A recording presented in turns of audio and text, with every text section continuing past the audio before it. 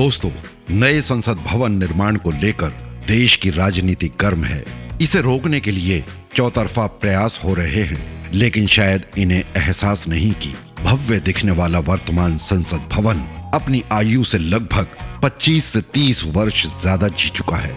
अगले 5 साल के बाद होने वाले परिसीमन और उसके कारण सांसदों के बढ़ने वाली संख्या को बैठाने के लिए स्थान की बात फिलहाल भूली भी जाए तो भी ये भवन भार ढोने के लिए तैयार नहीं है। वर्ष 2012 में ही CPWD के चीफ इंजीनियर ने बता दिया था कि अब सीज्मिक जोन 4 में आ चुके दिल्ली में भूकंप संसद भवन के लिए सुरक्षित नहीं है। ये बात सार्वजनिक है कि 2012 में तत्कालीन लोकसभा अध्यक्ष मीरा कुमार ने नया संसद भवन बनाने का प्रस्ताव दिया था।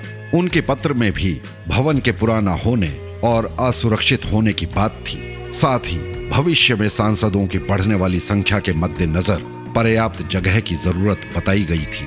उस पत्र के एक पखवाड़े बाद ही 20 जुलाई 2012 को CPWD के चीफ इंजीनियर ने प्रस्ताव का समर्थन करते हुए स्पष्ट किया था कि 2001 के भुज भूकंप के बाद ही CPWD ने संसद भवन पर पड़ने वाले प्रभाव के अध्ययन के लिए एक कमेटी बनाई थी और ये पाया गया था कि लोड बेयरिंग मैसोनरी स्ट्रक्चर में बने भवन सामान्यतः 60 से 65 साल के लिए होते हैं। दरअसल उस समय की जरूरतों के मुताबिक बने संसद भवन में लिंटेल का उपयोग नहीं है।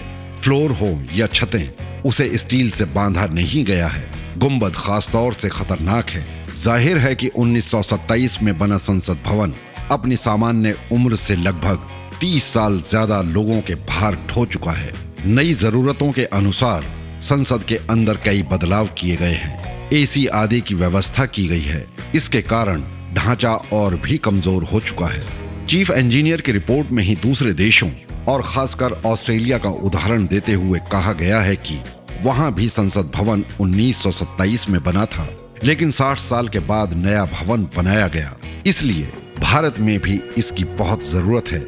ये और बात है, तब फैसलों में सुस्ती के कारण कोई अंतिम फैसला नहीं हो सका था। संसद परिसर में निर्माण कार्य को लंबे अरसे से देखने वालों की मानी जाए तो मीरा कुमार के वक्त कोई डिजाइन तैयार नहीं हो पाया था और इसके लिए उसके निर्माण में होने वाले खर्च का ठोस अनुमान भी नहीं हो पाया था। लेकिन उसके 12 वर्ष पहले बनी लाइब्रेरी बिल्डिंग को ही आधार माना जाए तो भी नया संसद भवन तुलनात्मक रूप से कम कीमत में तैयार होगा। 65,000 वर्ग मीटर में बनने वाले नए संसद भवन की अनुमानित लागत 900 करोड़ रुपए के आसपास है, जबकि इससे लगभग आधे क्षेत्र में बनी लाइब्रेरी में आज से 21 साल पहले लगभग 200 करोड़ रुपए खर्च हुए थे। ऐसी स्थिति में ये मानने में गुरेज नहीं होना चाहिए कि राजनीतिक कारणों से नए संसद भवन का विरोध हो रहा हो, लेकिन सुरक्षा और संवैधानिक आधार पर पर्दे के पीछे सभी दल इससे सहमत ही दिखेंगे।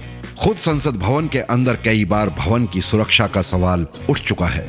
वहीं सांसदों की संख्या पर 2026 तक की रोक है। फिलहाल सांसदों की जो संख्या तय है वो 1971 जनगणना के आधार पर 1976 में तय हुआ था। तब देश में लगभग 30 करोड़ मतदाता थे, जो अब 3 गुना हो चुके हैं।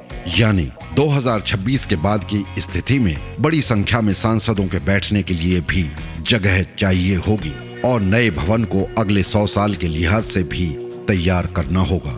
जाहिर है सुरक्षा और संविधान दोनों के लिए नए भवन की बेहद जरूरत है।